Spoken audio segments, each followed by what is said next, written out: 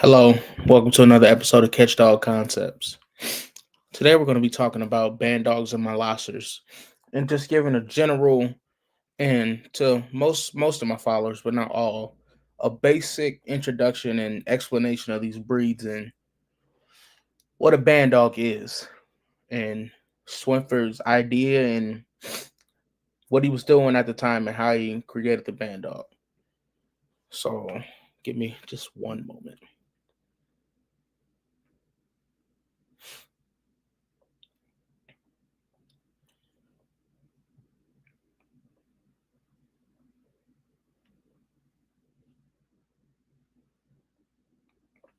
Gotta let everybody know we live.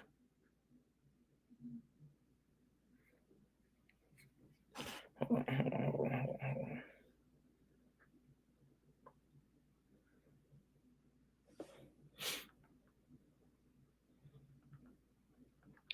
I gotta get the link too. I don't think we got nobody in here, but I mean, how y'all doing today? You know, even if you ain't in here yet, salute to everybody.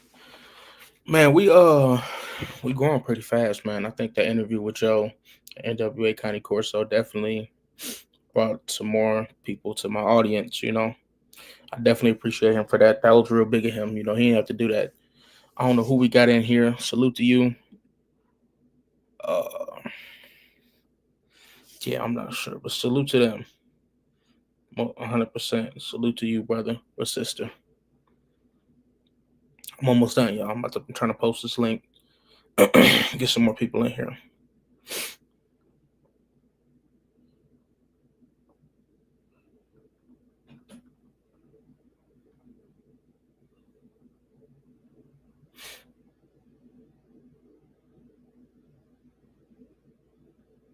All right. So, kind of want to just get into the before because I have a article up for John B. Swinford and the Band Dog, but kind of want to just give a excuse me, a, kind of an explanation and some examples of some molosser type dogs or some molosser dogs, and so I'll share my screen and we can get into some of those.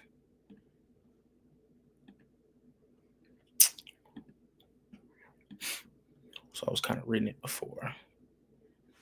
But I just chose a basic one, kind of that a lot of people will know about. 11 mastiff breeds for people who love big dogs. Because some people might not know what this is. It says mastiff breeds stand out for their immense size and loyal nature. These dogs belong to a group of working dogs known as molossers, which have ancient origins. Excuse me. In addition to several different mastiff breeds, the molosser group also includes the Chinese Shar-Pei, the Great Dane, the Newfoundland, according to the Canadian Mastiff Club. Most Mastiff dog breeds have a broad head, short muzzle, and heavy bone structure, and they are known for their relatively low energy nature, which I disagree with because back in the day, these dogs weren't around if they weren't working or bringing some type of value to a homestead, a farm, or a business. You know what I mean? So, um, but don't mistake these dogs for being lazy or unintelligent. Many mastiff dogs are very smart and alert. There we go. So these dogs were often bred to work independently, so early and consistent positive reinforcement training is necessary, especially given that these dogs often weigh 100 pounds or more. And I'll say these dogs in their working form, a lot of people aren't going to be able to control uh high driver, high, I don't want to say aggressive, but a dog with prey drive, because some of these mastiff breeds have a high prey drive or a relatively medium amount of prey drive. So the first dog is the mastiff, or the English mastiff. So it's also known as the old English mastiff. Uh so the weight says 120 to 230 pounds. Excuse me, I've seen bigger. There was one that was said to be 300 pounds, which is not ethical, not of the standard, and just not good for the dog. But I mean, People want what they want at the end of the day. The breed originated in England, where the dog size made them a natural choice as guardians. But the Mastiff also was put to service during World War One and World War Two to pull carts loaded with ammunition, according to the Mastiff Club of America today. The Mastiff is often a family pet. So I'm gonna give a little insight into these dogs. Excuse me, let me go back up here. Um, these dogs were definitely different from what they are now.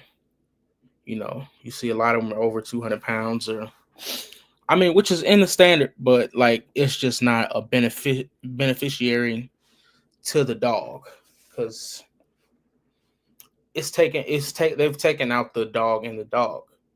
It's like a cat or a I don't know a hamster that's 150 plus pounds. And these dogs before, like I said, had a use. They weren't something that was just in the house sitting on the couch like today. But let's go on to the next dogs, the Borbal or the South African Borbal. Their weight can vary from says 150 to 200 pounds. A lot of these dogs, mainly females, but a good working male, some sit at I don't know 100 pounds to 150. That's like the weight, that's the range you want to be in for a good working Borbal or South African Borbal. I guess the other way to say it, well, the real way to say it is Burble. But us Americans, we add our twang to anything. So I'll read this first, and then I'll give you my swing or my understanding of this dog. The Borbal, pronounced Borbul, is a breed from South Africa, which is why the dog is sometimes known as South African Mastiffs. This Mastiff breed is athletic and reaches 200 pounds in size. Now, let me interject. These 200-pound dogs, they're not the performance type. Excuse me, I'm sorry. I kind of know this from experience. My dog wasn't 200 pounds, though. He was 100, 150, 140 in his prime before he got sick.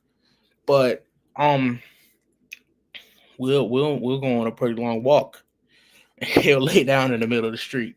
That was at 150 pounds. He's a Presa Canario. So, but yeah, I mean, he wasn't in shape because he wasn't a working dog, of course. But just getting to those higher weights, these dogs, the drive in them or the want to won't be in them as much because they have so much weight on them. Says plan on at least one long walk each day for your Borbal, excuse me, and don't overlook the importance of building a strong bond through engaging training sessions. Sister Breed is known for their independent nature, and that independent nature comes from them being farm dogs, which is in their name, Borbal. Borbal stands for farm dog, and they would run property and ward away predators and uh, intruders or just quarry in general, man or prey. And they had to be a bigger, stronger, faster dog because of their region in South Africa with the lions, hyenas, African wild dogs, cheetahs, all that. Let's go to the next one. The bull mastiff. It says the weight ranges from 100 to 130 pounds. The bull mastiff is one of the smaller mastiff breeds, but they're definitely not tiny dogs. These pups typically weigh 100 to 130 pounds when fully grown. Their smaller stature is due to their breeding. Bull mastiffs were created by crossing mastiffs with bulldogs. I'm sorry, man. I had a long day at work. And I'll tell it later once we get into the article that I found. But while mastiffs are typically known for being rather docile, the bull mastiff requires considerable exercise and mental stimulation to be happy and healthy. And from my knowledge, I've seen a few bull mastiffs. So you can tell the bulldog in them because their face is smashed in, which means their muzzle isn't long. And that man, I'm so sorry. Oh my god. And that can cause problems within than the dog and its performance. So with that smashed muzzle, those dogs aren't going to be able to really perform for a while or for a good amount or quality performance in general. So I'd say when looking for a working dog or just a healthy dog, look for a longer muzzle so they can breathe, and when they're out playing or something, they won't overheat because that's what comes with a shorter muzzle. Number four is a Cane Corso. I probably only do five just so we can get into this article. The weight is ranges from 88 to 110 pounds. This actually, I'm not sure what like kennel club or what country this is in. This article's from for the person that made it, but that's a pretty good weight range for a Cane Corso because with their, and I'll read it first. So the Cane Corso, also known as an Italian Mastiff, has typical mastiff features with a large head and muscular build, but these dogs also mature on the smaller side, weighing between 88 and 110 pounds on average. In general, a Cane Corso is more serious and reserved than other Mastiff breeds, but that doesn't mean they enjoy family time any less. Cane Corso, not Kane, not Kanye, not Can. What else?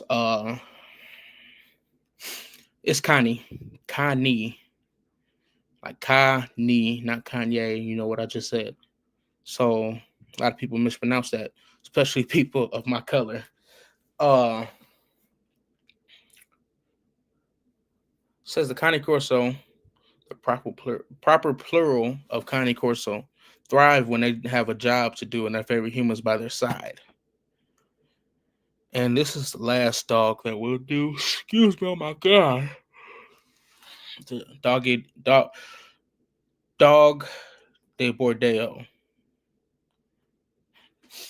Weight ranges from 99 to 145 pounds. Again, that's not that bad.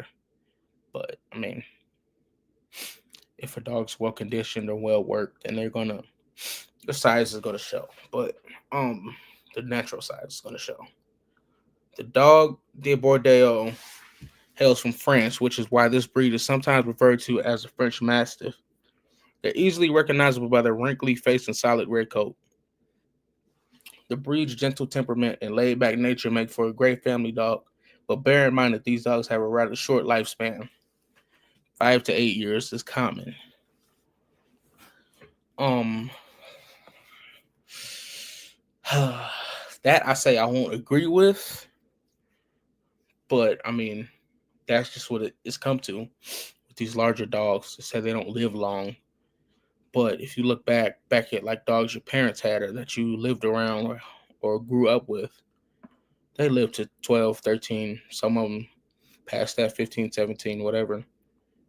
So like me, like people I know, I would love to get into breaking that standard of these dogs dying at such a young age. Because mine did. My dog passed away at 7 years old. So just I would love to get out of that standard of that. Um I said five. I mean, because I don't have a lot of experience with the Dog de Bordeaux. Oh, Turner and Hooch. I'll say if you haven't watched that movie, watch it. It's a pretty good movie. The dog was pretty cool looking at the time when I was a little boy watching that movie. Um, Wonder if that dog was AKC bred or not. I'm not sure. A lot of these dogs, if you look at it, they're AKC bred and trained by people within the organization. Excuse me. But yeah, I said we're going to do five, but we're going to do six because the Neapolitan Mastiff, excuse me, is so foundational in, what's the word? So, excuse me, so respected and used within these performance crosses or these band dog crosses. So, the Neapolitan Mastiff. The Neapolitan Mastiff turns heads not just because of their size, but because of their droopy, loose skin, heavily wrinkled face, and gorgeous short coat that can be black, tawny, or blue gray, and plenty of other colors. Though the Neapolitan Mastiff historically worked as guardians, today they're known for their legendary laziness. Excuse me. The breed loves to stretch out in the sun and is a frequent napper. I'll say, oh my God, I'm so sorry. It's been a long day, boy. Excuse me. So unprofessional.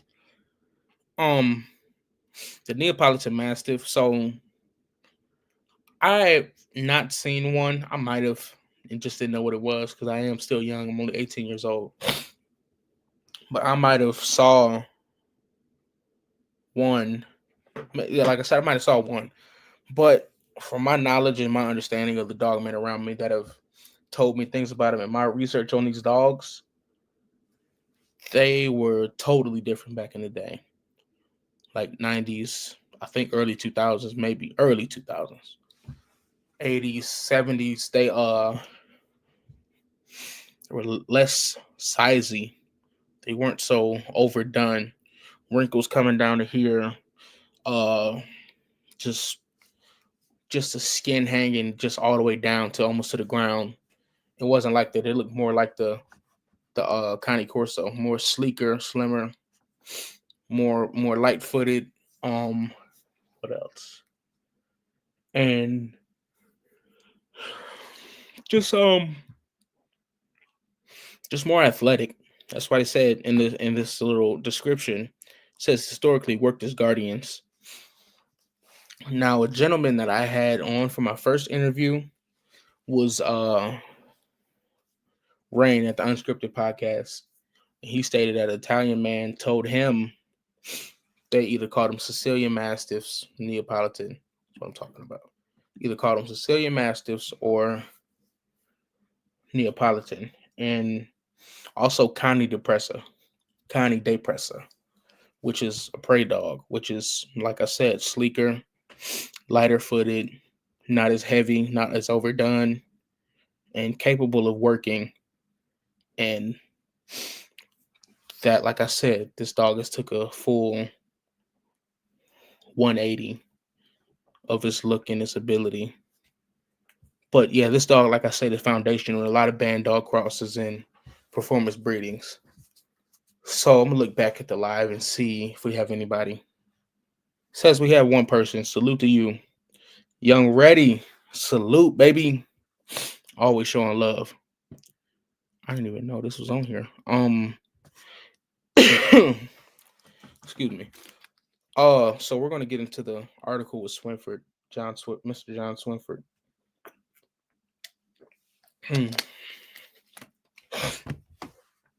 So let me go to that. We'll stop sharing that.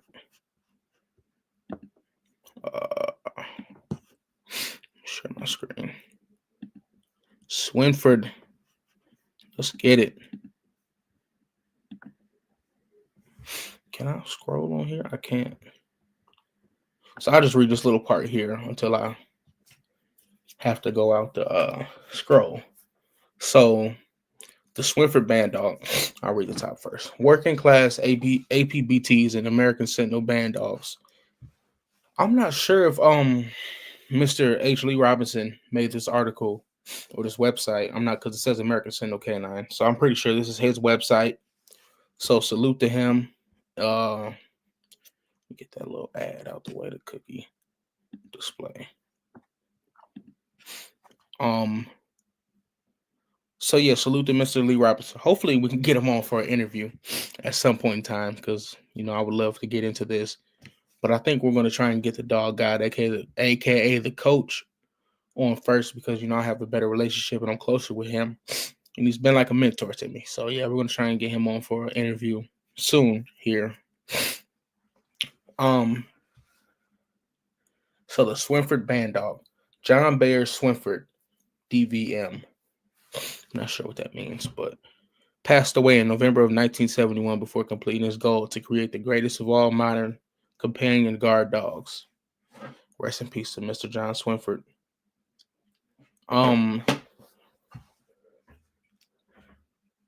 However, by using performance selection methods, he and some friends developed the Swinford Band Dog, or Band Doggy, which there's no difference in the dog. It can be depending on what you use in your cross, but there's no difference in The title is just spelled different. Um,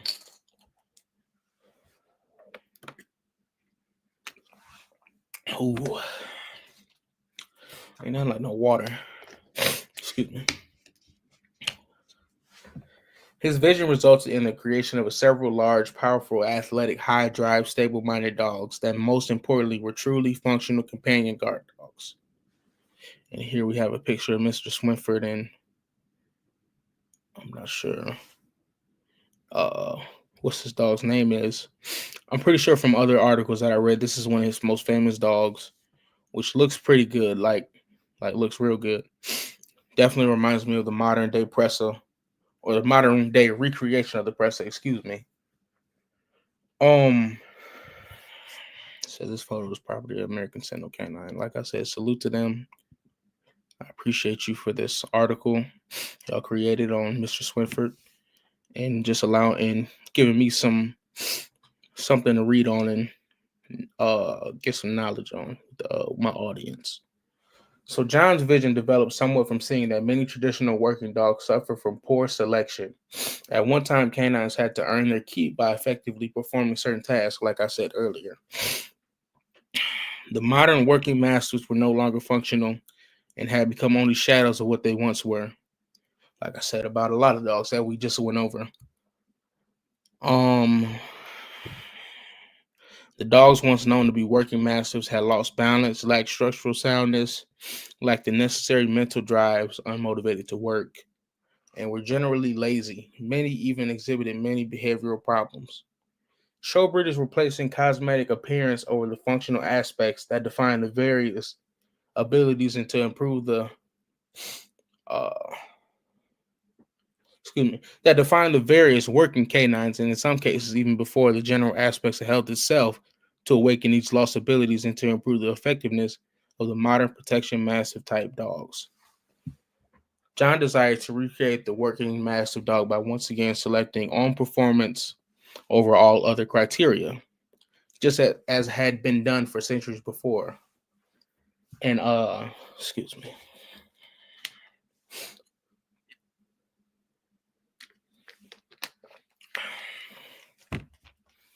And one thing Coach says that we'll go back on is the dog I'm talking about. He says not to freestyle. A lot of people are freestyling, throwing something together, or like insert dog. And that's not something that's going to benefit the dogs at the end of the day. And that's the main goal everybody should have, to benefit the dogs before they benefit their pockets or their needs or wants or what they want to see in front of them. What you saying? Says John desired to recreate the working master dog by once again selecting on performance over. I read that already.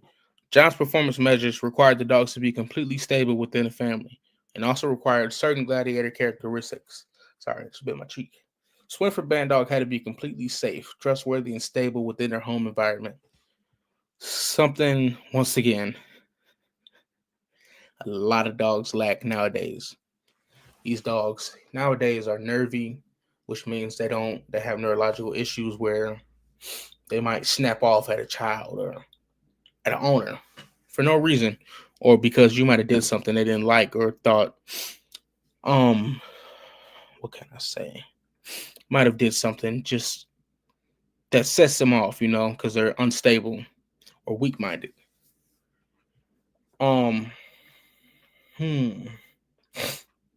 Yet also fearing nothing. For this reason, John selected game dogs, specifically the APBT. See there, that means there's more than just game dogs. APBT isn't the only game dog from what this article is saying. And I don't want to get into that right now because we're talking about band dogs and Molosser. So, excuse me. I need to blow my nose. What am I going to say? Hopefully soon I can have a guest on that a lot of people know that will kind of but specify and get into these different topics on the APBT. But like I said, we're going to talk more about the band dogs and Molossers. But the APBT goes into the band dogs. So we're going to talk about it a little bit, but we're not going to go into a rabbit hole on it today. Um, so the APBT game APBT played a major role in awakening the functional working master type dogs by improving their stamina, drives, athletic ability, confidence, and overall health. Pictured to the right is John Swinford, DVM, with Bantu, who was the most well-known dog from the Swinford Band Dog program. Okay, so this is Bantu. Like I said, it looks like the modern day recreation of the Press Canario or Canary Mastiff of today. Um, like I said, phenomenal looking dog though, definitely.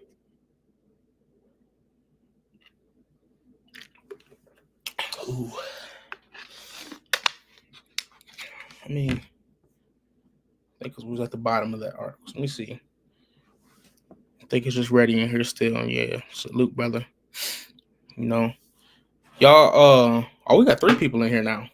Praise God. How y'all doing? Salute to everybody. Comment, hit me up, talk to me. Let me know how y'all doing.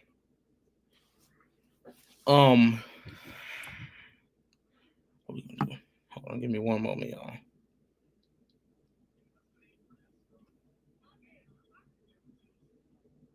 Sorry, my cousin sent me a message. Okay, let's get back to this dog talk. We already almost 30 minutes in. Hunter, salute, brother. How was work? Let me know how work was. Well, my feet on fire.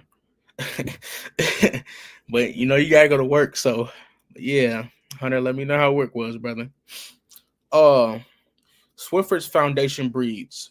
By using performance selection, John carefully selected various types of sound protective mastiffs, primarily the English Mastiff, which, like I stated, this dog was totally different from um totally different from what it was today than it was back then. This dog could move better, could perform better, lived longer, I'm pretty sure. And yeah, just an overall better dog. But yeah, primarily used the English Mastiff and bred them to performance proven bull in terriers. So this says bull in.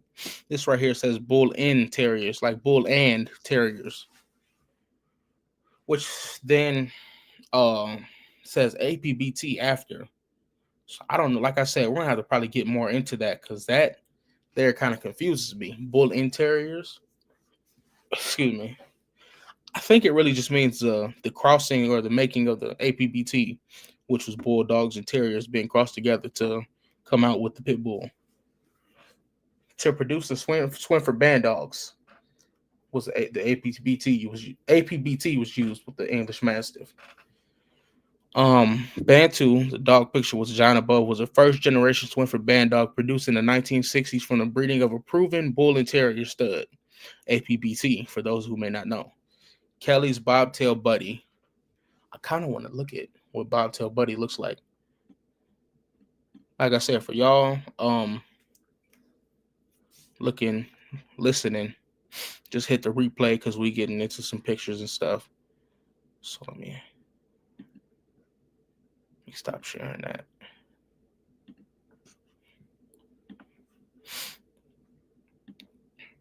We're gonna share the second screen. Look something up. Let me double check to see what that name was. Bobtail Buddy.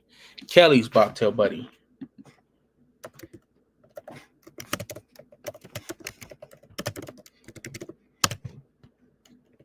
Oh. Hunter, what do you do for work, if you don't mind sharing with me, brother?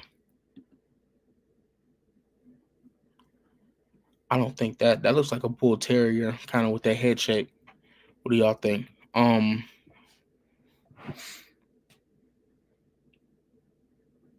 Yeah, no, that's not Bobtail Buddy. Neither. That's another band dog. I don't think we'll find any pictures on it. It's just referring back to the article that we're reading now. So yeah. Okay. So let me stop sharing this. Hunter, I know that's right. Got to get that money to start that program. What you plan on doing? If you don't want to say it on here, DM me or something, man. I'm always down to talk. Let's go back to this article. But yeah, Hunter, DM me. Let me know. Let me know what your plans are, man. What you feel like you want to do. Let me know. I'm always down to talk. Let me start sharing again.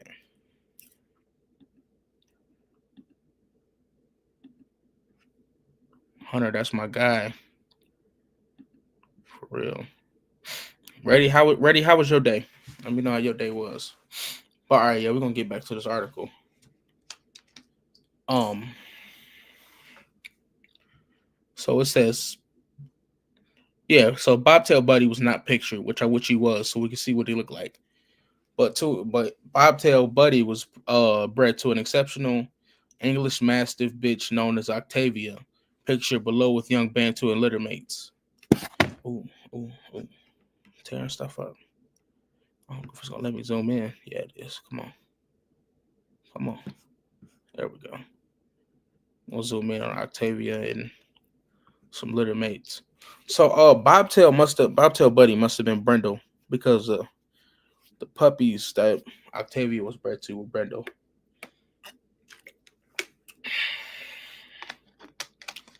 So, yeah, back to the reading. Come on. There we go. So one can clearly see the mother is an English Mastiff, as has been reported in the Sporting Dog Journal. Excuse me. I have to go look back at that Sporting Dog Journal and note that. Swinford's most famous man dog, known as Bantu, picture here as a pupless mother, though was not actually the first Swinford band dog, nor was he even the first Swinford's Bantu. Wow. So there was a dog before him named Swinford's Bantu, and he wasn't the first production. Okay. Wonder what he looked like. Let's see. Unfortunately, the first Bantu died from a car accident. Oh wow. After John Swinford's death in October 1971, the second Swinford's Bantu became rather famous as a result of being published in both the July-August 1972 issue of Jack Kelly's Sporting Dog Journal and in Carl Semenkick's first book. I think that might have been The World of Fighting Dogs. I'm not sure. I don't think it might have been. It might not have been. But yeah, The World of Fighting Dogs is a great read. Everybody should check that out. Um, and we don't promote dog fighting here, just to specify that. That's what's up, Reddy. How the dogs doing, brother? Legendary dogman Pete Sparks also owned a Swinford band dog named Turo, pictured on the right. Turo looked like he was also brindled with a white chest piece. So this says in 1972. It says Swinford died in 71. So somebody must have kept his program going because he said he had help, but somebody must have kept his program going. I might be wrong. Let me know if I am. If anybody watching or on the replay, comment. Let me know. It says Toro on the right with Mr. Sparks. Okay, that's Mr. Sparks. Which was bred by Dr. Swinford. Okay, he was a production of Swinford. Like the majority of Swinford's band dogs, Turo's genetic foundation was composed exclusively of English Mastiff and game-bred APBT origin. Hopefully, this information will clear up some of the questioning about Swinford's actual band dog breedings. For in Semenkick's book, the breeding of Bantu was not described, yet the breeding of some other band dogs were. This incomplete information, has misled a number of people. Accurate reports of how Swinford's band dogs were bred were reported in the Sporting Dog Journal, but that was a very limited publication and was much harder for the general dog enthusiast to get a hold of. So it sounds like there's still some mystery to Swinford's methods and most of his story. So yeah, I wonder if we could find the rest of that. Sorry.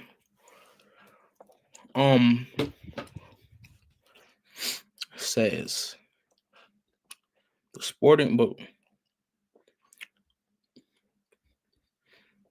It's accurate reports of how Swinford's band dogs were bred reported in a Sporting Dog Journal, but that was a very limited.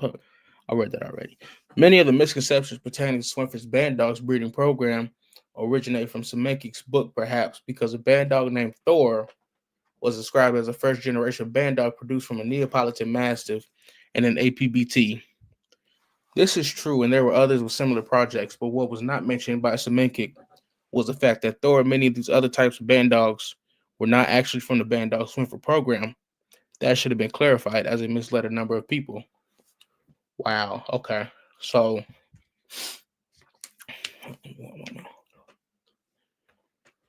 um, so that set a wave. A lot of people have did that what you would call a battle cross. A lot of people have done that and built programs off of that. I think Andante Band Dog Kennels being one of those. Y'all should check them out. They're pretty cool band dog program.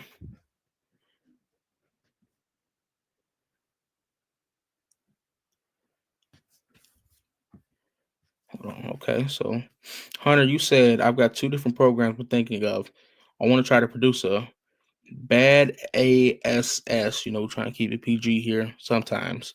That first interview wasn't, but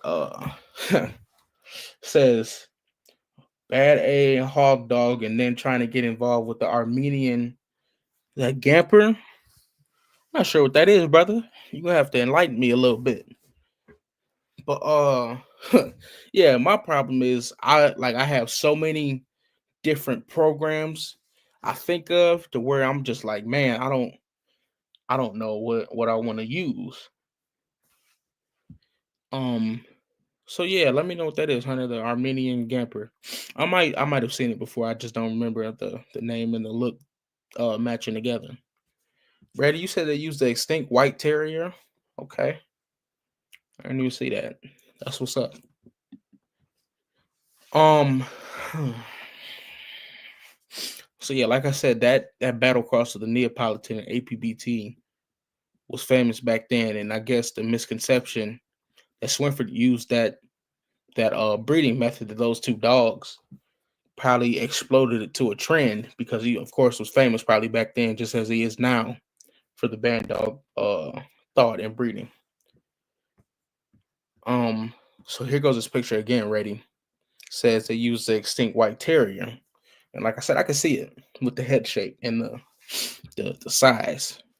I don't know about his back though. Like it's rear. It looks like it's I don't know. Reminds me of a Oppressor Canario a lot though. Like the reinstated or the recreated version. Um so if you obtain a copy of Semenkik's book, you can see on the acknowledgments page that the names Martin Lieberman and Kevin Kovas. Martin, Kevin, and I have discussed the history of these dogs on many occasions. Too many hours to count. So yeah, this is Lee talking, Mr. Lee Robinson talking about this. Martin Lieberman was very familiar with Swinford's work and played a role in the development of the original Swinford band dogs. Kevin Kovas owned a band dog named Thor.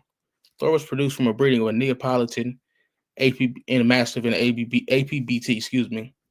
But as stated earlier, Thor was not produced from the Swinford's band dog program. Kevin himself was not involved in the original Swinford band dog project. However, he was aware of it and was able to validate some of the other band dog projects in existence at the time. Ooh. Thor actually came from a totally independent breeder that was found in a newspaper ad. At the time, like I don't I don't know how these fellas was really well, I know, but like Rain said, the footwork you had to do to find a dog or like a reptile or whatever at the time back in the day was just crazy. I don't even know if I would like I probably would, but like man, just to find a dog that's a lot with the footwork. Um what else was there? Um so it says Kevin himself was not involved in the original Swinford Band Dog project. However, he was aware of it and was able to validate some of the other band dog projects in existence at the time. Thor actually came from a totally independent breeder that was found in a newspaper ad. He was from unrelated stock and was purchased several years after John Swinford's death. That said, it is correct that Thor himself was a product of a Neapolitan, and a pit bull breeding. Uh, sorry. Let me go back.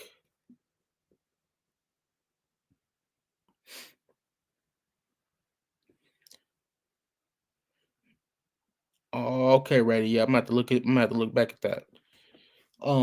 Hunter, bet that. Yeah, I'm definitely let me know, man. Um, ready? You said I agree with you on the old version of Pressa without the slope in the rear. Yeah, yep, definitely. So let's get back to it says Thor really liked running the treadmill was in Semenke's book largely for this reason, but again, he was not a Swinford bred band dog. Today, Kevin currently owns a Swinford like an American Single Canine to be specific from our program. When he owned Thor, Kevin was heavily into weightlifting. Sound like a good man to me.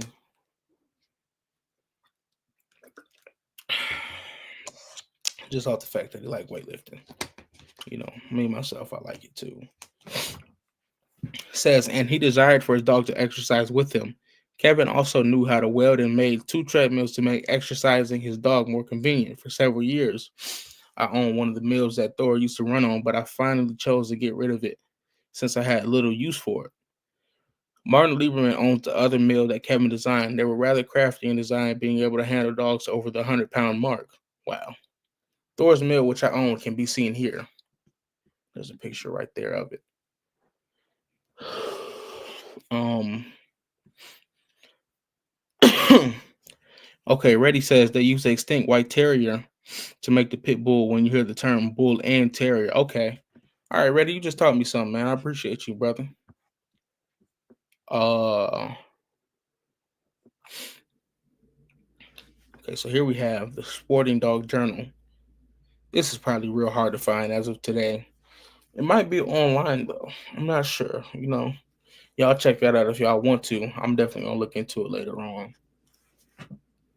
Um, that just talks about Swinford and one of his band dogs, Bantu. I think that's Bantu number 2. But Swinford band dog, as recorded in the Sporting Dog Journal, in the July-August 1972 issue of the Sporting Dog Journal, Jack Kelly wrote a brief story about Swinford band dogs, which was the cover story of that issue. Some 30 plus years later, Kelly again wrote a brief article of Swinford's work in a book. In both cases, Jack Kelly acknowledges the use of the English Mastiff being bred to game-bred APBT dogs. In his book, Mr. Kelly states John was intent on establishing his very own breed of dog by crossing the English Mastiff to a Pit Bull Terrier. Hold on.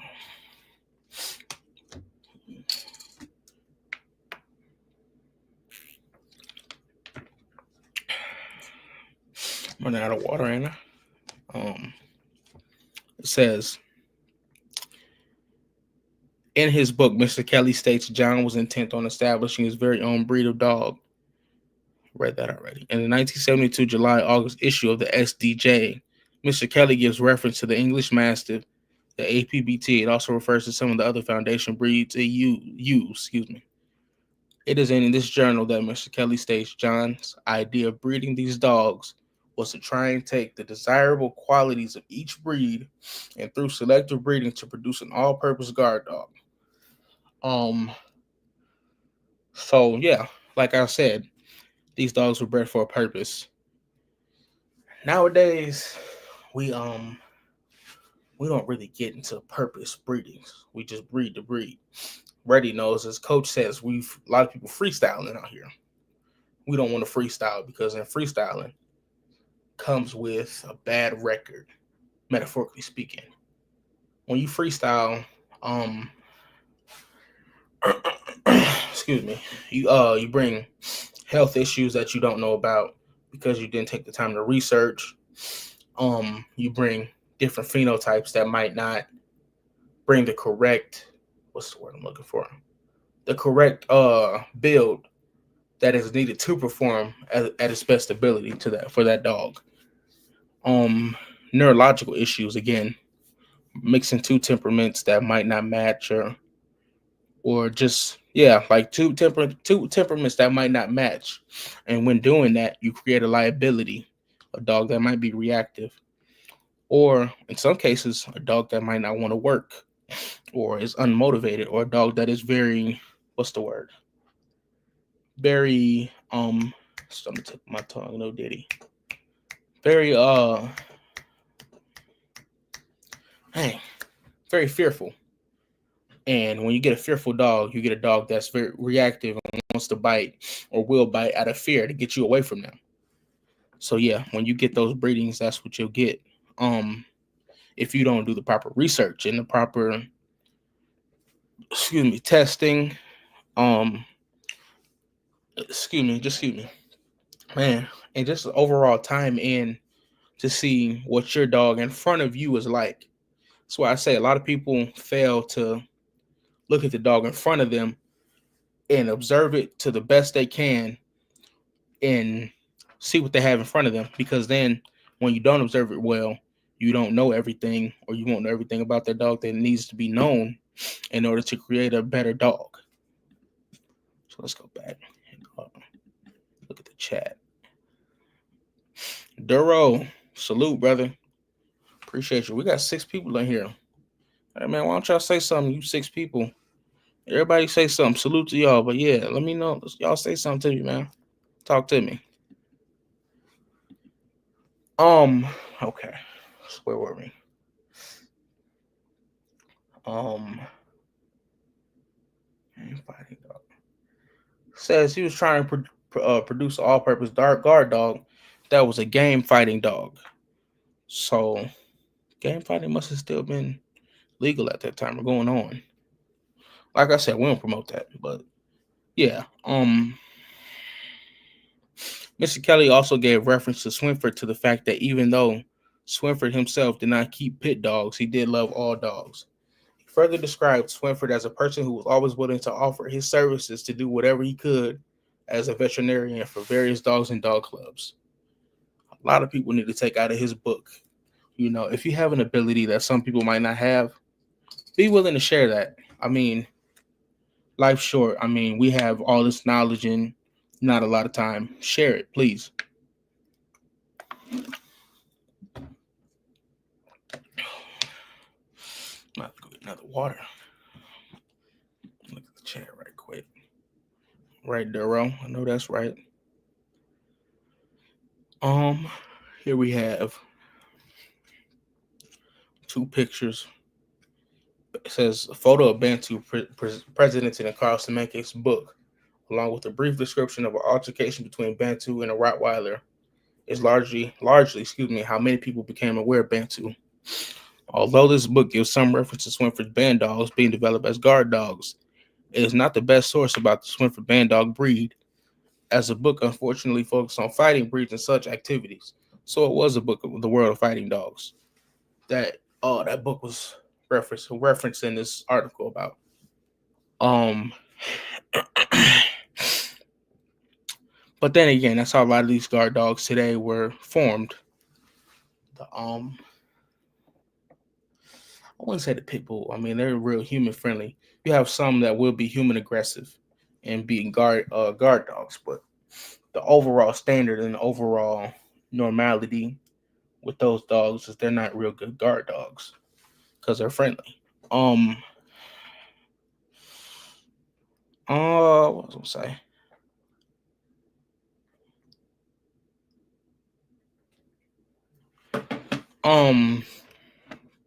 Yeah. So, but a lot of fight, like the Press Canario, that was a fighting dog. It was used to as Rain said in the interview, that dog was used to neutralize and and take down stray dogs that might have been on the farm harming livestock and whatnot, or just a homestead in general.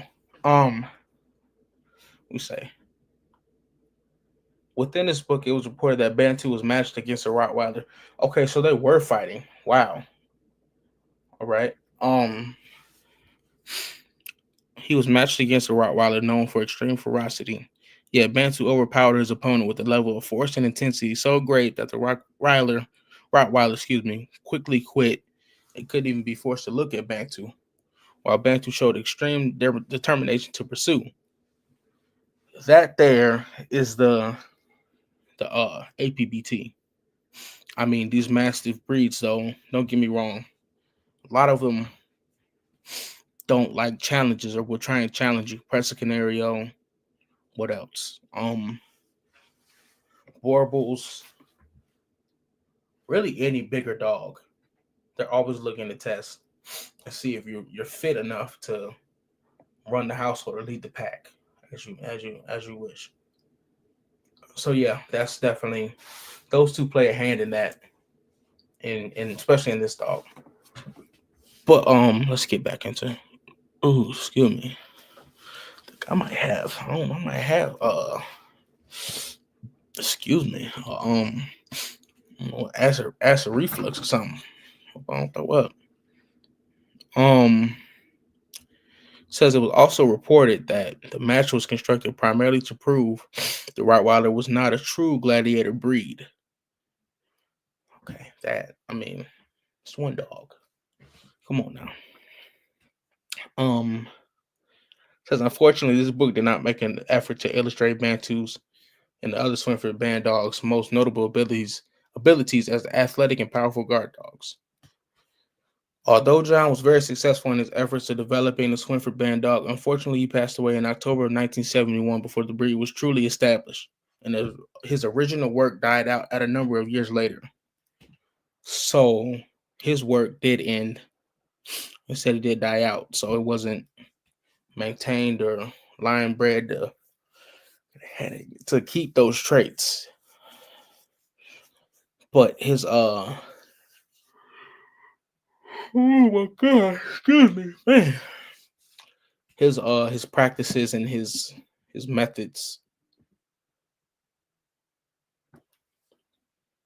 His methods were kept and held on to and practiced as of still today, as we see with all these band dogs and bull herders and all these performance breedings going on. Hunter, you said I've known a couple riders and they cool, but they're not about the business when impressed. Oh, okay. All right. See, I didn't know that. But I will say, what played into me kind of being wary of a rider was movies and the depiction of those dogs being so ferocious. But yeah, I didn't know that. Okay. So you said Roddy's wasn't that bad like they was portrayed to be. Okay. I mean, we're not gonna put that out there because people run with stuff, but still, you said that Roddy's he saw wasn't bad. Okay. Oh, we about at the end of the article. Okay. I don't think who we at an hour.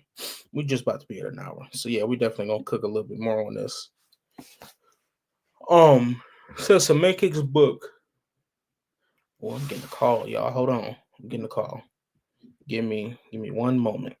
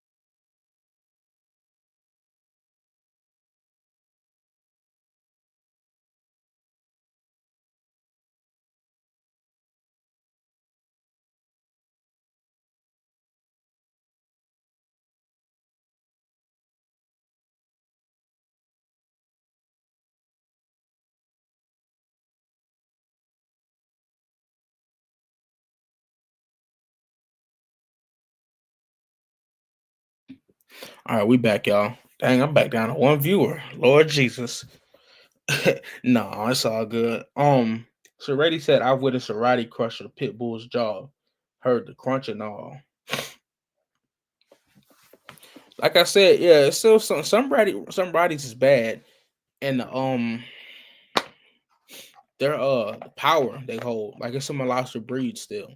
It's in a Molosser family, the Roddy is. But it doesn't hold a lot of mastiff features. Like it's not supposed to be throaty, it's not supposed to be wrinkly, all that.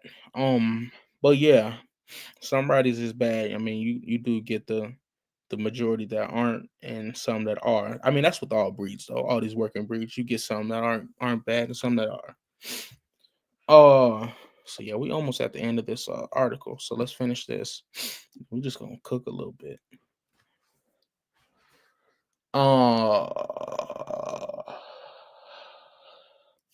Semenkic's book, although it attracted a lot of interest in the breed, was in many ways a setback for the breed's intended purpose as a true guardian breed.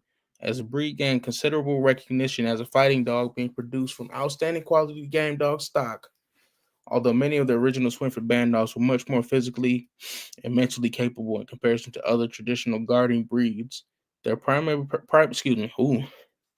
their primary purpose, according to the developer of the breed, John Swinford DVM, remained that of a family guardian of protection dog. Um,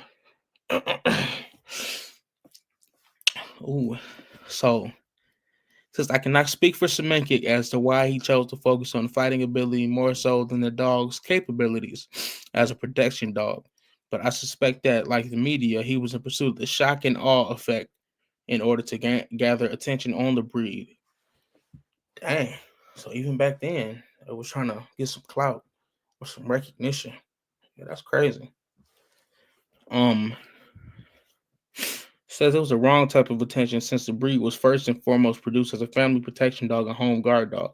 Something that should have been more clearly illustrated about the breed in Semenkic's initial publication.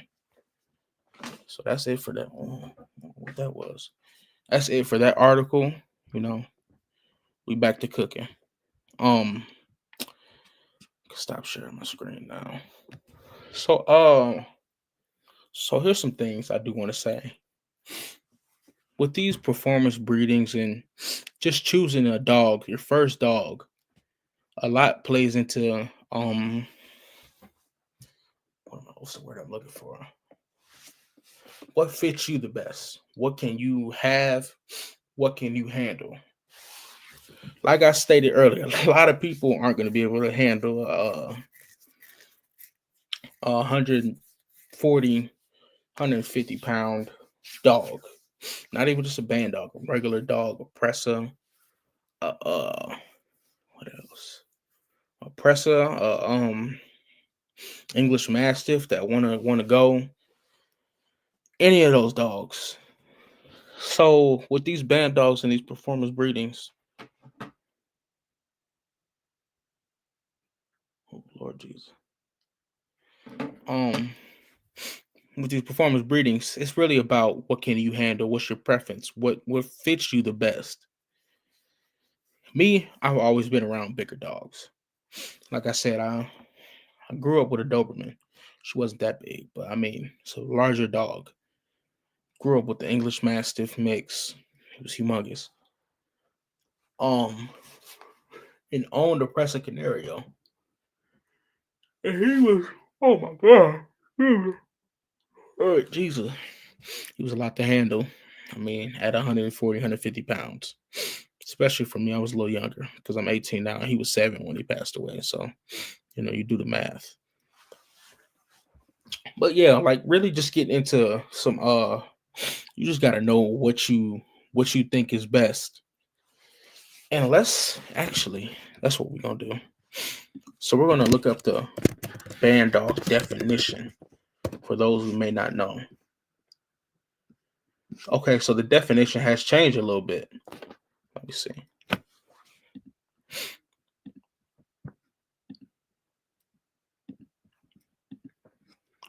boy. Let me make sure the tab don't pop up. I'm playing. I'm playing, y'all.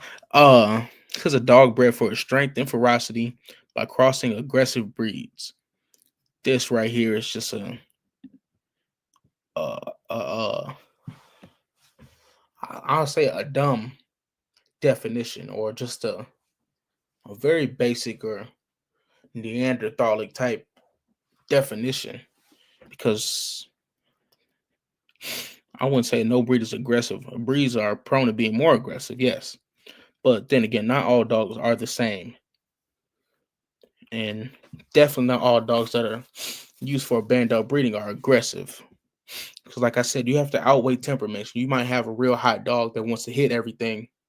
That's when you have to go get a dog that might have a cooler temperament in its pedigree, in its genetics, and just within itself. Because if you don't, then that's a liability. So I want to look for a better.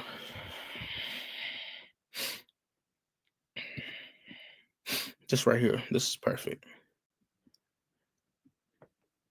It says band dog. Oh my God, excuse me. Oh,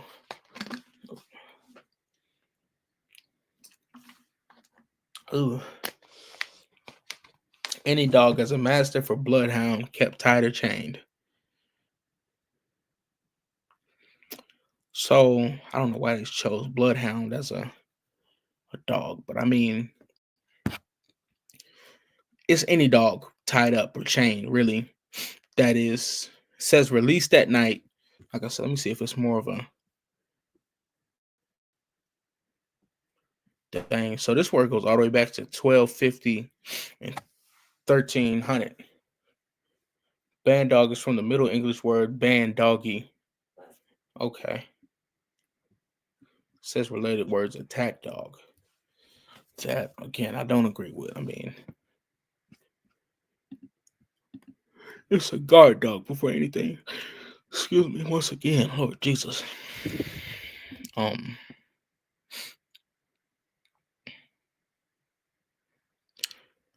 but so I can explain this because I have a enough. Yeah, Dylan Fragio or Fracchio. I'm sorry, I don't know how to pronounce that. But yeah, I can explain this myself. A dog that is restrained or used for guarding. Yeah, Dylan said it best. So yeah, just any dog tied up or chained, says during the day, was the original definition. Chained up or tied up at day, or banded. That's where banded, tied up or banded, and released at night, either on a property or a homestead to guard or protect. Um, so that's the definition for a band dog, because like I said, it's in the name. So I don't even have Instagram on my laptop. I need to get it. So what are the so we're gonna get into some of the most common band dog crosses. So let me look up some first.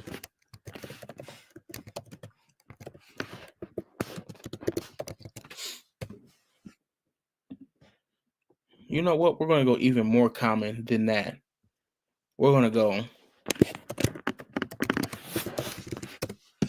We're gonna go here. Oh, I didn't mean to do that. Yeah, we're gonna go way like common, like stamped. But yeah, thank you again, Dylan, for that explanation.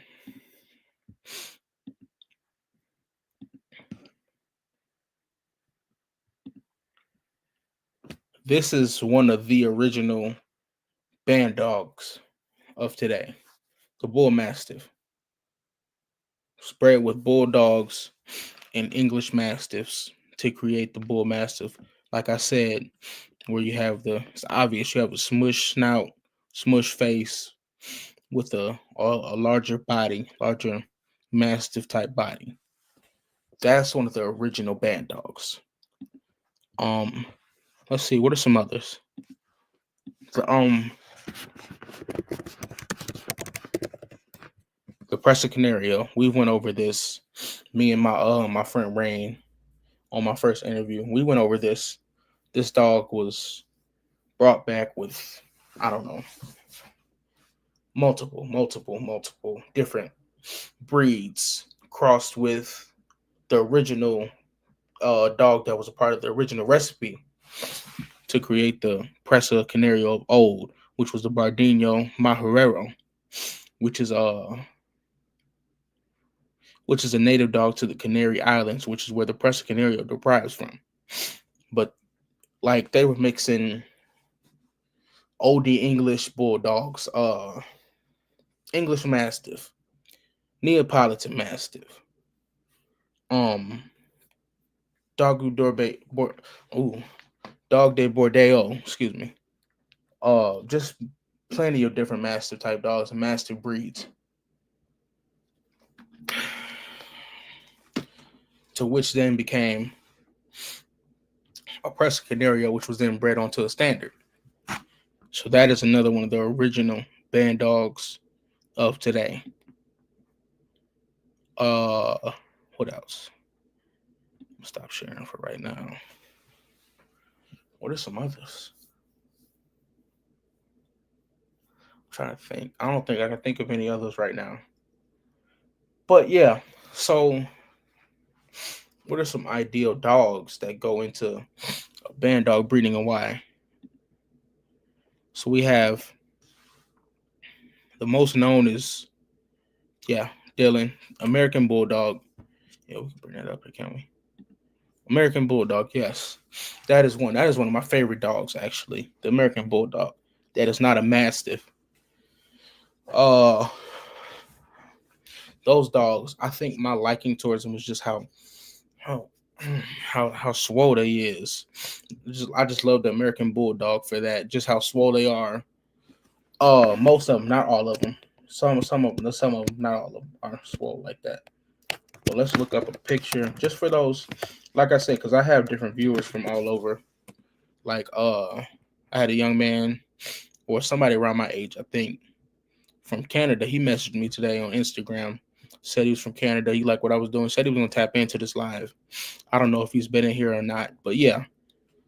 Look up a picture of the American Bulldog. I personally like the Johnson type, but the Johnson type is more prone to, what's the word? Coach that's blowing up or overheating or dying while trying to perform because of their you'll see. Ready said Neo. Yeah, we'll show that one next. Ready. Um,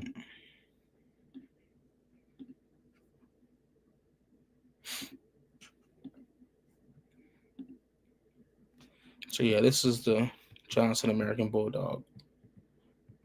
You see the smush snout. That's really what makes them overheat. Or the term is brat. I'm a murder this. Brasilifus, Brasilifix. I can't, I can't talk. But look it up, and you'll find it. But there are some good quality Johnson type dogs that can be a great addition to somebody's program for performance or for just a well looking dog. But like I said, choose wisely. Oh my God. Jesus. The dog was swole, wasn't it? Yeah, just be aware of the dog smushing out. Make sure the dog can breathe, and it's like, because that's how they will breathe if they don't have the proper internal parts to perform. A lot of them look like that. They'll walk like this. That's not really a preferred thing for performance with their fronts and their rears. Their rears can be trash as well. But yeah, look for a good rear, a good front. Make sure the dog is facing forward so the dog can run and its elbows won't buckle when trying to run. Um, yeah, exactly, Dylan. Yeah, definitely not overdone. You don't want an overdone dog no matter what the breed is, because then you're gonna run into problems. Um, I had more band dog type dogs or band dog formula type dogs. So let me look up another one. And when I say band dog, I don't mean you have to play in the definition of a banded dog or a tied dog. But when I say it, it really means the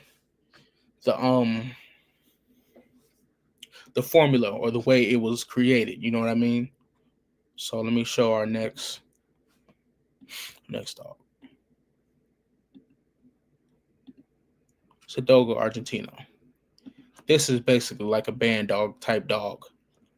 I mean, let's see, just so everybody can see what the dog looks like. So like I said, some people might not know what these dogs look like, but these dogs are mainly used for hunting.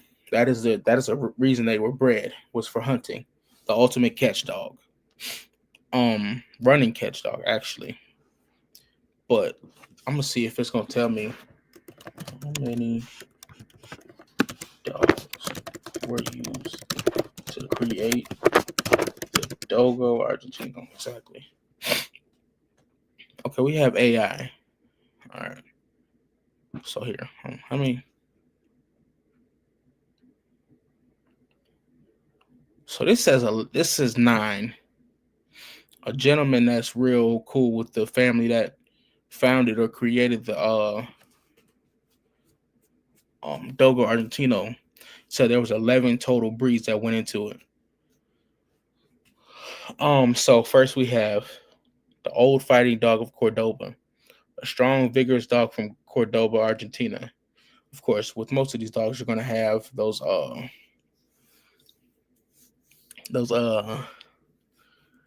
those dogs that are known to the land where they were formed. Excuse me. It says bull terrier. Of course, you can see it, the white coat, like it says, and a pirate patch, or like a black eye spot.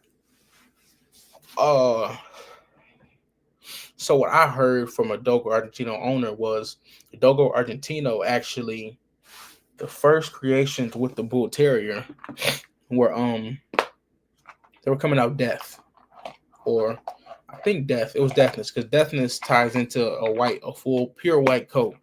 When you have a pure white dog, they're more prone to becoming deaf. So loss of hearing for those who may not know, just to get a good explanation. So they added Great Dane to add height, and because the Great Dane comes in many colors, black, Harlequin, what else? There's actually Brindle Quinn. There's a Brindle Harlequin that the dog can come in. But yeah, they added Great Dane for height, some for color, so the dogs weren't as didn't come out deaf. And I was heard the Great Dane has a good scent from a woman that I know that is really a big Dane enthusiast. But I'm not sure how 100% true that is. Says Pointer. Pointer was added to the dog. Says the enhanced scenting ability, which is like I said, me and I think Reddy said this. A lot of these performance dogs that have history behind them have Pointer in them, or were using an original cook-up. Says Boxer was one of the breeds used to create the Dogo Argentino. I don't know if that's for more energy or higher drive. Says Irish Wolfhound, excuse me. This I'm not sure why, but those some tall dogs, some big dogs, some real tall dogs. Might be for height once again. And if you look at them, they have the wire haired coat or the real rough coat. So with the method of breeding, they probably chose the ones that didn't have that coat type, like the Irish Wolfhound. But yeah, the Irish Wolfhound was said the name. They're a prolific hunter that was used to kill wolves in Ireland. Um, Another pointer, English pointer, one of the breeds used to create the Dogo Argentino. See, I'm not sure how 100% true this is. Says Spanish Mastiff. That might be true because it says used to create the Dogo Argentino. Not sure 100% sure why though. Uh, then Dog Day Bordeaux. I'm not sure why they would use that.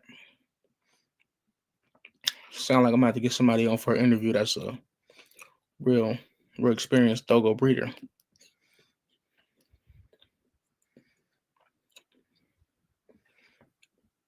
Reddy said the Cordoba is the Gold Terrier. Let's look it up.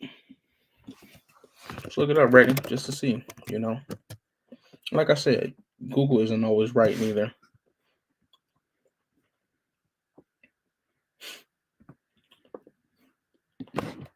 Is the Cordoba Gold Terrier?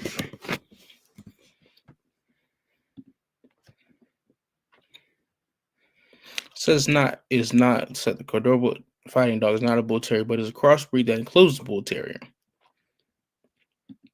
The Cordoba is extinct. So ready, I don't think that is that because the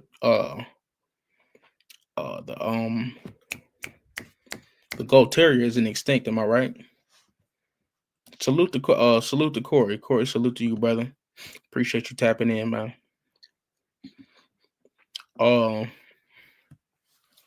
What was another band dog type dog? Great Dane.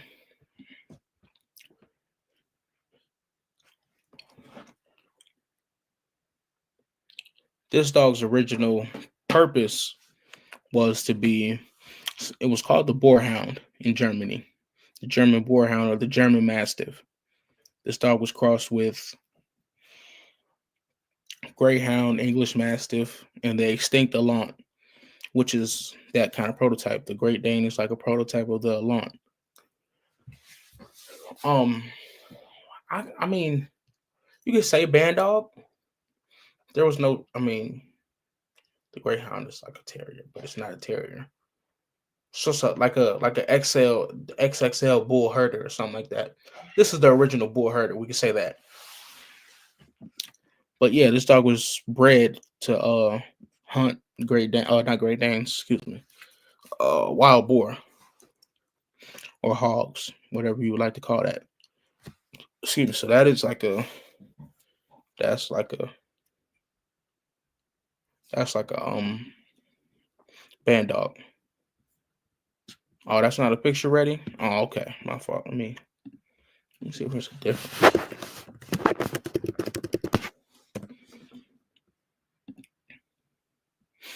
So this is a gold terrier.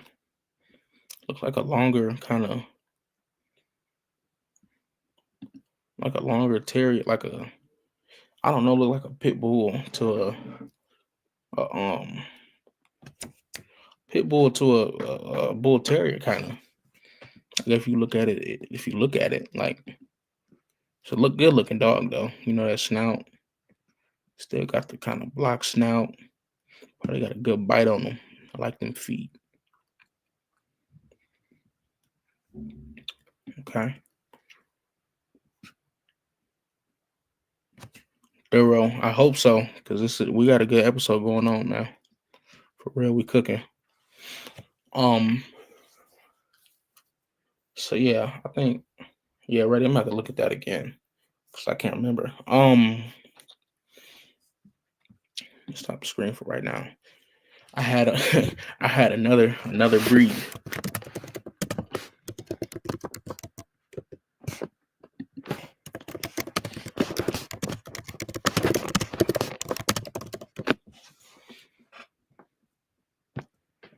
It was the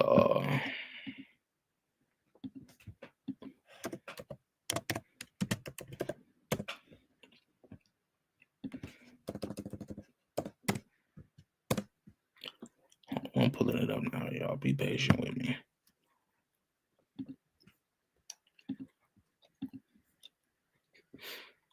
It's original bull terrier from Pakistan. Okay. Yeah, like I probably saw it. I just don't remember. You share my screen again. That was the gold dong. Man, Reddy, you be pulling up so many different dogs, bro. Like you like really like the multi-breed man. when it comes to knowing all these different dogs, bro. The Tosa Inu or Inu, however you like to pronounce that, that's another band dog type dog. The original was, I tried to look it up. It wasn't popping up like a doggone. But the original was Great Dane, another pointer, the German short-haired pointer was another dog that was used in this cook-up. I'm not sure why though. Maybe to cool the temperament down because this is a hot dog. It's a fighting dog. But like I said, I'm not 100% sure. Some people in Japan use American Pit Bull Terrier in the name of performance. What else? Some of them use Saint Bernard. That was another one that surprised me. Saint Bernard is not known to be dog aggressive. Like I said though, some of them can get active within these dogs. Some of them can get active. What I was gonna say, but yeah, this is another band dog type dog, and fighting was performing at the time, and that's what it was used for. And if that dog didn't win a fight or didn't perform how they wanted it to, they'd put it down or they'd call it out of their program or out of their camp. Um, so Chow Chow was a band dog. Let's see what the cook up was. We cooking right now, y'all. Let me see. Chow Chows used to have everybody scared. I think my uncle had a Chow Chow mix that bit my cousin. She was scared of dogs for forever. Um,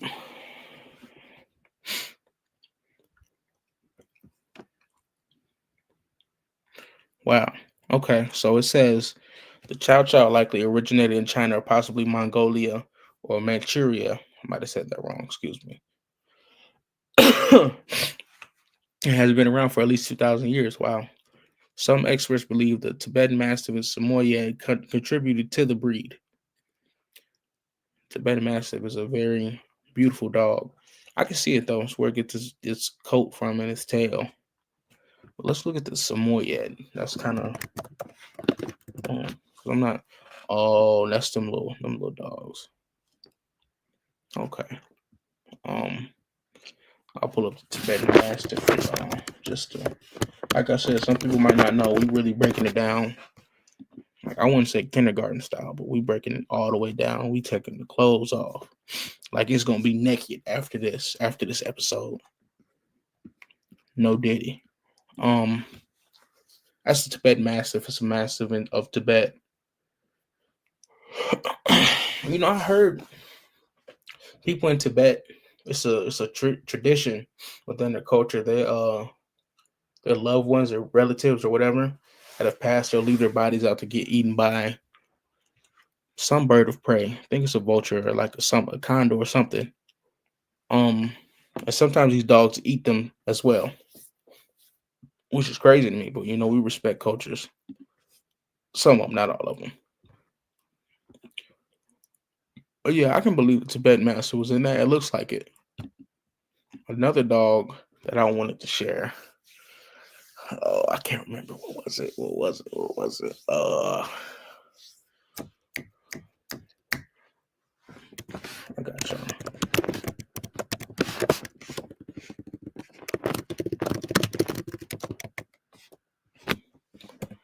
Let me see if no, but the Black Russian Terrier was another band dog type dog. Let's see what breeds make it up. Like I said, we undressing it. It's gonna be naked by the end of the time we done with it. Giant Schnauzer, Airedale Terrier, Rottweiler, and Newfoundland. That's a cook up. So we had basically 3 Molosser type dogs. Giant Schnauzer. I mean, because it has Great Dane in it. Newfoundland is a Molosser, and the Rottweiler is a part of the Molosser family. And then we have the Terrier, the Airedale Terrier. A lot of y'all sleep on the Airedale Terrier. Let's look at his mouth. Because I like them dogs. I've always liked them. I don't know why, but I always have. Look at the Y'all sleep. Look at the mouth on them dogs. But let me zoom in. There we go. That's a bite for real. Them some teeths. But yeah, the Black Russian Terrier was another band dog type dog. Says there was a total of 17 breeds used to create the new dog.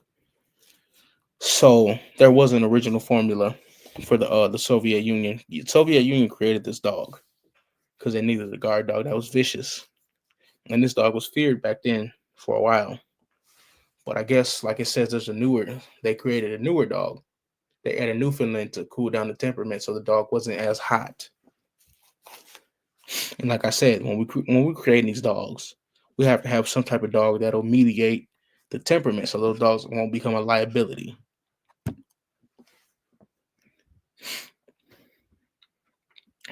Um, so let's see. What was I gonna say? Comment. Let me know some of y'all some breeds that y'all would use. Dialing and Dylan, you gave me a American Bulldog. Ready? And what's something you would use? You always come up with something crazy. Duro, let me know what y'all think. Um, we're gonna get into some good bases. What would be some good base breeds for a band dog? I think you want something functional no matter what. Like I said, a Great Dane, a Borbal, those two are the top of the list when it comes to athletic dogs in the Mastiff group, as well as the Tosa Inu. Those dogs are known for being very agile and light on their feet. I think that would be a great base for those dogs. We almost had an hour and 30 minutes. We've been cooking for a minute, y'all. Um, Birdman hand rub right quick. Shoot, I ain't gonna lie. I think that's it, y'all.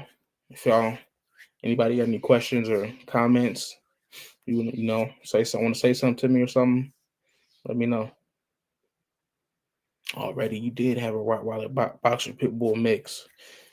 That's a cook up, bro. For real, I like that.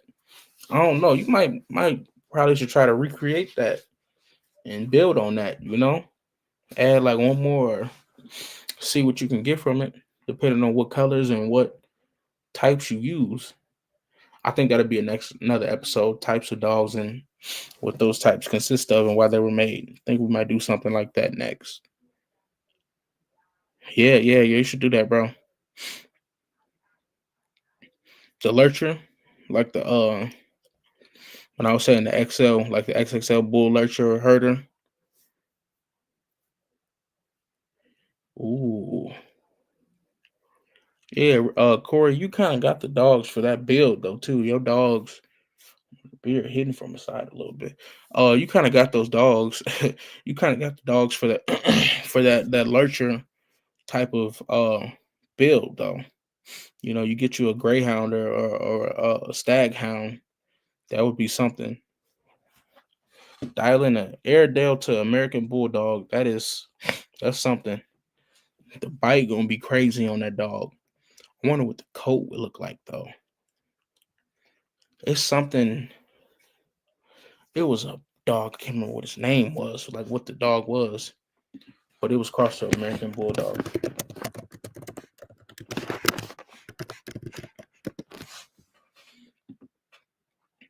It was a good cook up though, and it was a working type dog.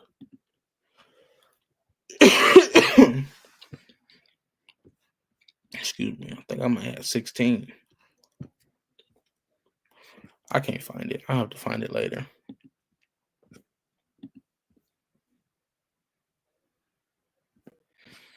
But yeah, I think if that's it, we're gonna close it out. I'm working on the intro and the outro. I mean, it's probably gonna be the same, but yeah, I'm working on that because I kind of want to add another key or another um tool to make my content look better and be better. You know what I mean? So if y'all got some suggestions or something, comment, let me know what y'all think. Or most of y'all got my number. Not my number. Y'all got me on IG, or y'all can just hit me at any time. So yeah. Uh thank y'all for everybody that came in and watched and sat down with me. I appreciate y'all. I think that's it. Let's continue to better our minds and dogs, people.